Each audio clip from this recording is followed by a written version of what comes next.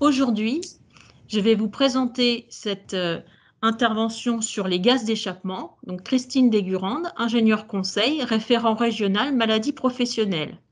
Je suis assistée de modérateur, Edwige Mailleux, responsable du pôle formation prévention, et Johan Giner, chargé de formation prévention.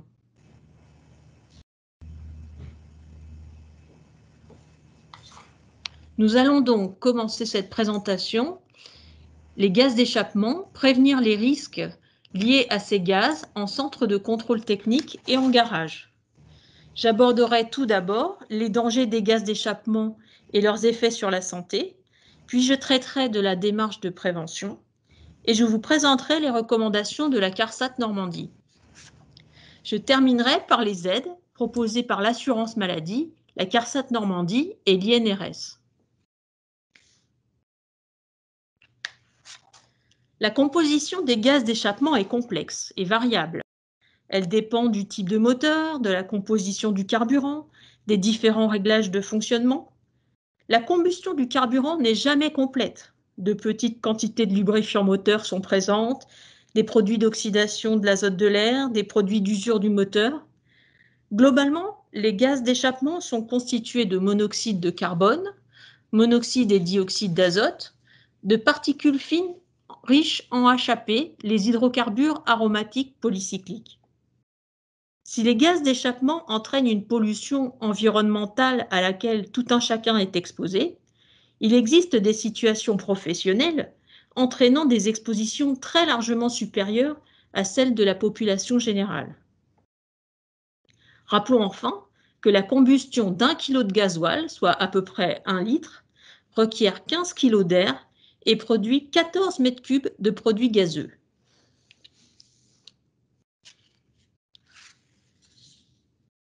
Comparons maintenant les émissions de moteurs diesel à celles d'un moteur essence.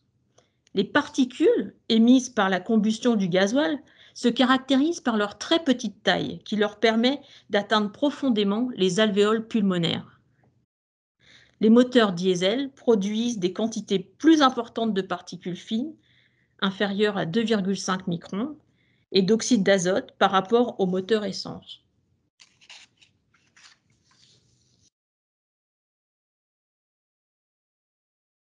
Les émissions de moteurs diesel sont classées cancérogènes avérées par le CIRC, le Centre international de recherche sur le cancer, tandis que les émissions de moteurs à essence sont classées cancérogènes suspectées.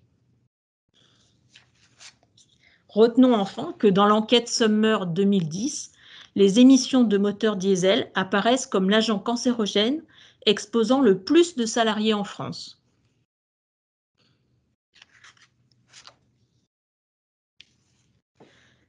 Quels sont les effets des gaz d'échappement sur la santé? Premièrement, les intoxications aiguës. En présence des gaz d'échappement, on observe des irritations des yeux ou des voies respiratoires, dues essentiellement à l'oxyde d'azote. Des symptômes comme la fatigue, les nausées, des maux de tête, des pertes de connaissance, des comas, parfois mortels, surviennent essentiellement à cause du monoxyde de carbone. Les intoxications au monoxyde de carbone peuvent être reconnues comme maladies professionnelles au titre du tableau 64 du régime général. Lorsqu'il y a des concentrations importantes dans des espaces insuffisamment ventilés, comme des souterrains, des tunnels, des tranchées, des locaux fermés, les risques d'intoxication sont particulièrement élevés. Il se produit chaque année en France des intoxications graves, voire mortelles au monoxyde de carbone, qui sont reconnues en accident du travail, les deux principales causes étant les défauts de réglage des moteurs ou leur utilisation en espace confiné ou mal ventilé.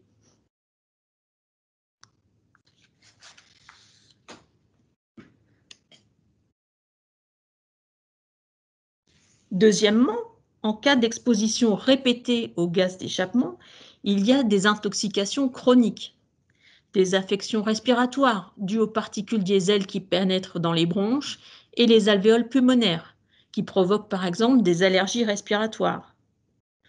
À moyen ou long terme, il y a un risque augmenté de cancer des poumons et de cancer de la vessie.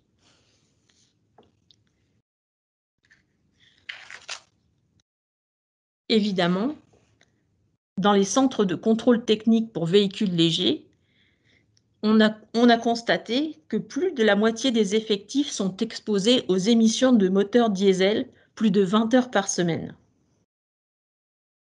Si il existe plusieurs lignes de contrôle dans un même atelier, il y a évidemment augmentation de l'exposition.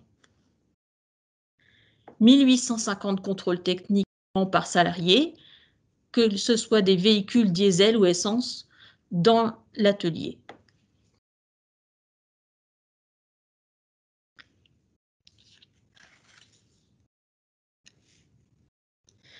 Il existe plusieurs types de centres de contrôle technique. Voici un exemple de centre ouvert, c'est-à-dire un local largement ouvert sur l'extérieur, avec deux ouvertures en face à face, assurant une ventilation naturelle du local technique. Ici, sur la photographie, vous observez 3 lignes de contrôle, 2 pour les poids lourds et 1 pour les véhicules légers.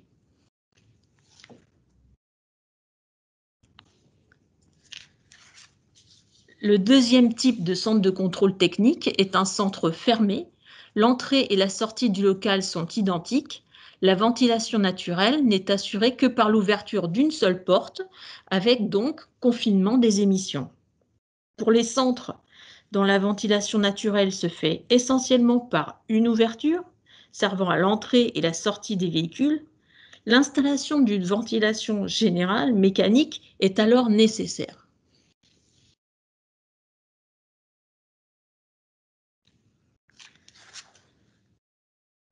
Quelles sont les mesures de prévention attendues? Eh bien, il faut disposer d'une installation de captage des gaz d'échappement, conforme aux exigences que je vais décrire. Ou alors, tout autre dispositif qui permet de réduire aussi bas que possible les émissions de moteurs diesel avec une efficacité équivalente. Pour un centre ouvert ou fermé, il faut un captage au poste de contrôle de pollution. Alors, les dispositifs de captage des gaz d'échappement sont disponibles sur le marché. Ils sont composés d'une bouche d'aération, d'un groupe motoventilateur et de conduits de raccordement permettant le rejet vers l'extérieur.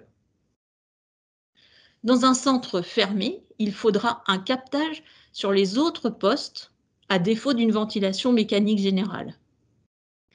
Et enfin, si le poste de pollution est à l'extérieur du centre de contrôle technique, mais sur l'emprise du centre, il faut s'assurer qu'il n'y ait pas de retour des gaz dans l'atelier.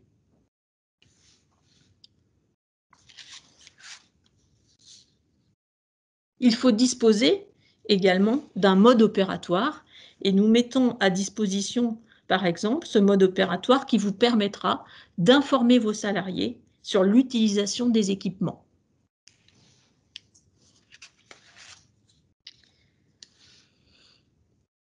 Les types de capteurs, il y en a deux.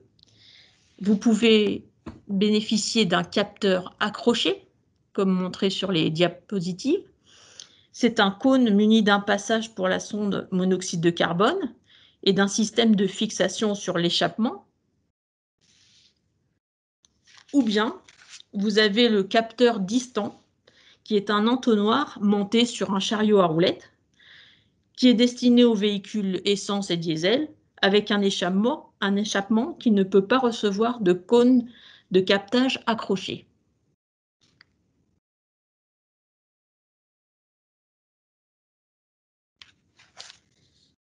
Un élément très important dans les installations de captage des gaz, c'est l'enrouleur, tout simplement, pour éviter l'usure des gaines de l'installation et les chutes de plein pied dues à l'encombrement des sols. Donc, il est fortement recommandé d'acquérir cet enrouleur en même temps que l'installation de captage.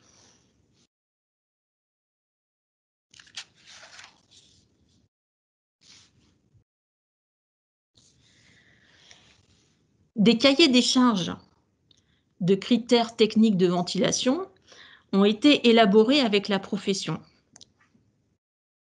En centre fermé, pour le poste de contrôle de pollution, Il faut un captage à la source d'un débit de 1000 m3 si on travaille avec un capteur distant et d'un débit de 400 m3 pour un capteur accroché. Aux autres postes de contrôle, le captage à la source se fera également conseillé de 400 à 1000 m3 suivant le type de capteur. Mais à défaut, il faudra une ventilation générale mécanisée d'au moins 5 fois le volume du local par heure. En outre, les installations de captage des gaz doivent être entretenues et contrôlées au moins une fois par an, conformément à la réglementation, afin que leur efficacité se maintienne dans le temps. Et évidemment, la formation, l'information des salariés sur les risques est indispensable.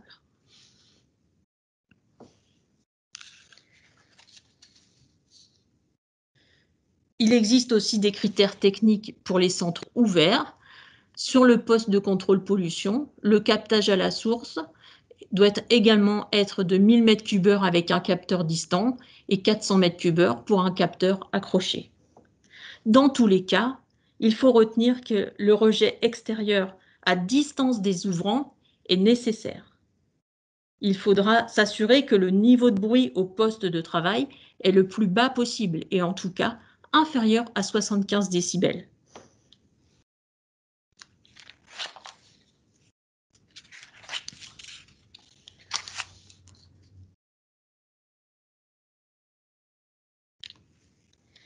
Voyons maintenant la démarche de prévention des risques. La prévention des risques liés aux gaz d'échappement repose sur les principes de prévention des risques chimiques, avec application des dispositions générales de prévention liées aux agents chimiques dangereux. L'évaluation des risques doit permettre de repérer les situations de travail durant lesquelles le personnel, c'est-à-dire les salariés, les intérimaires, le personnel de maintenance, peut être exposé aux gaz d'échappement. Les conditions d'exposition doivent être précisées. Quand, à quel moment, sous quelle forme, et éventuellement mesurées. Cette évaluation est ensuite formalisée dans le document unique. Les résultats de cette évaluation permettent la mise en œuvre de mesures techniques et organisationnelles de prévention. Rappelez-vous, les premiers principes généraux de prévention des risques chimiques sont supprimer le risque, substituer les produits ou procédés dangereux par des produits ou procédés moins dangereux, mettre en œuvre des moyens de protection collective pour réduire le risque aussi bas que possible.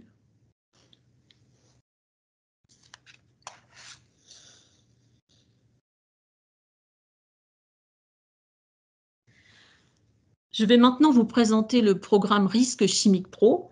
C'est un programme qui va vous aider à mettre en place votre démarche de prévention des risques chimiques dans votre entreprise. Ce programme est accessible depuis votre espace privé sur amelie.fr/entreprise. Soit vous avez déjà reçu vos identifiants et mots de passe si vous êtes ciblé dans notre action nationale, ou bien vous pouvez également vous inscrire si vous n'avez pas été ciblé. Il y a 4 étapes principales dans le programme: l'initiation de votre démarche, la définition de votre plan d'action, le déploiement de votre plan et la pérennisation de vos actions de prévention. Ce programme nécessite un véritable engagement de votre part sur la durée avec 3 actions clés. La définition des priorités d'action suite à votre évaluation, la vérification de l'efficacité des mesures de prévention et enfin, l'intégration des solutions de prévention dans l'organisation de votre entreprise.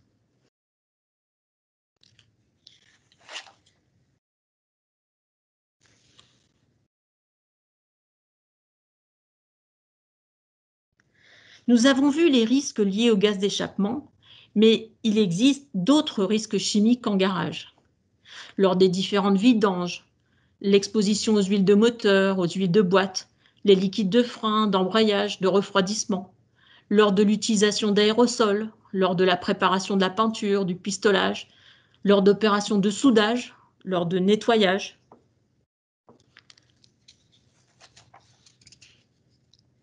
Vous devez donc mener votre évaluation des risques Et nous vous rappelons quelques points de réglementation.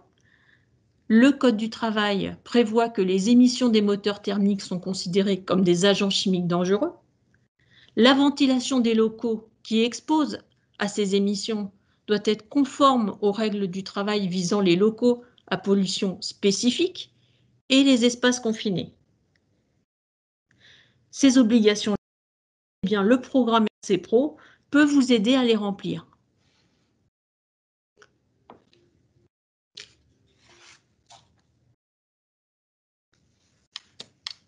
Aujourd'hui, il n'existe pas de valeur limite d'exposition réglementaire pour les particules diesel.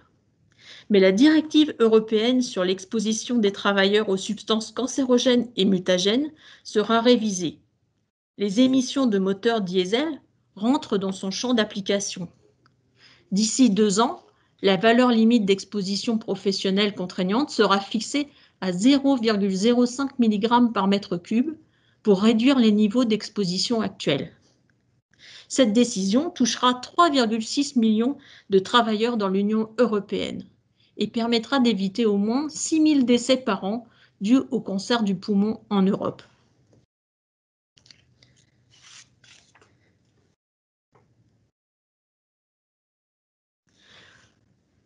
Je vous recommande également ces 2 documents, la R469 et la R468, qui vous permettront de traiter le risque lié au gaz d'échappement, spécifiquement dans les fosses de visite, présentes notamment dans les centres de contrôle technique poids lourds.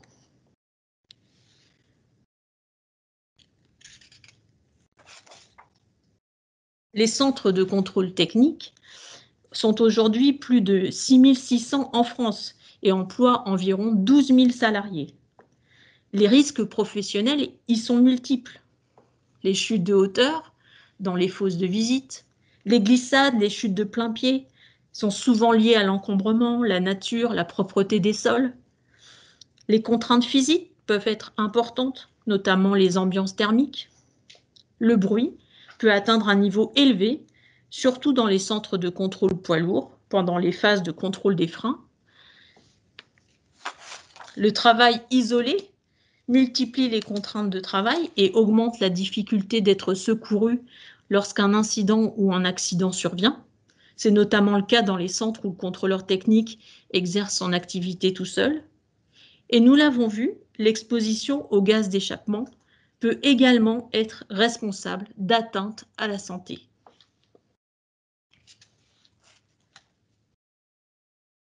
Dans les garages, en plus des risques professionnels multiples que nous avons vus en centre de chimique, il faut ajouter la multiplicité des produits chimiques.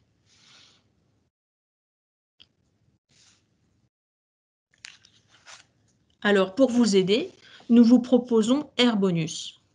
Et si vous changiez d'air?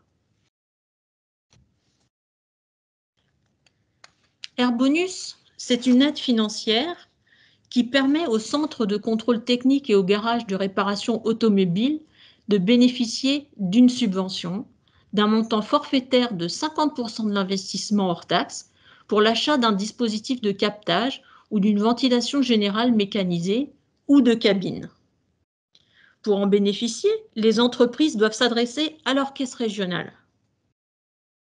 Cette aide financière permet de réduire l'exposition de vos salariés à ces gaz dangereux et améliorer ainsi les conditions de travail dans votre établissement. Elle concerne pour un garage ou un centre de contrôle technique véhicule léger la rénovation ou l'acquisition d'une installation complète ou d'une installation de captage localisé des gaz d'échappement. Et dans un centre de contrôle technique poids lourd, elle concerne la rénovation d'une installation localisée des gaz d'échappement, la cabine de protection sur pression permettant d'isoler les salariés lors des phases les plus polluantes du contrôle.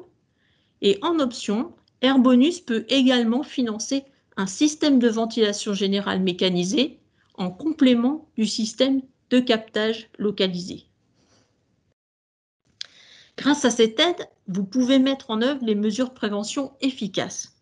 De nombreux centres de contrôle technique et garages l'ont déjà adopté. Pourquoi pas vous?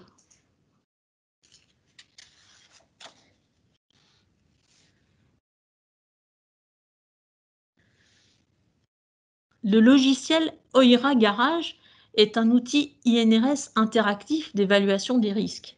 Et ce logiciel gratuit, accessible en ligne, peut vous permettre de réaliser votre document unique et de définir un plan d'action de prévention adapté à votre commerce.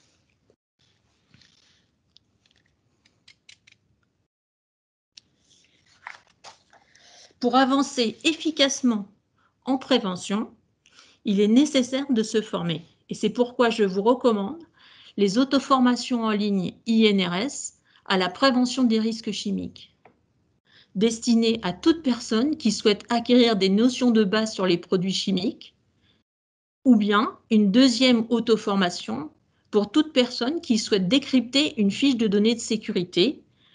Le suivi de la première auto-formation est alors nécessaire et cette deuxième formation sera ouverte en 2021.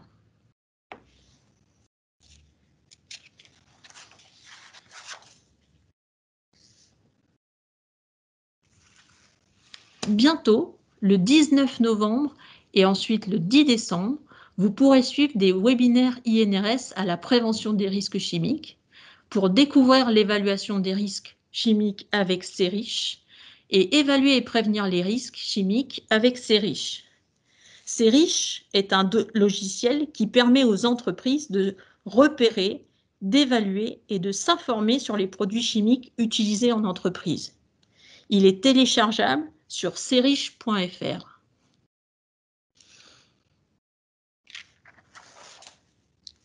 Je vous propose également une formation à la CARSAT Normandie sur les risques chimiques, destinée à toute personne souhaitant acquérir des notions de base sur les produits chimiques, connaître la démarche de prévention CERICH. Des exemples concrets de prévention des risques concernant les gaz d'échappement et les risques chimiques en garage seront traités.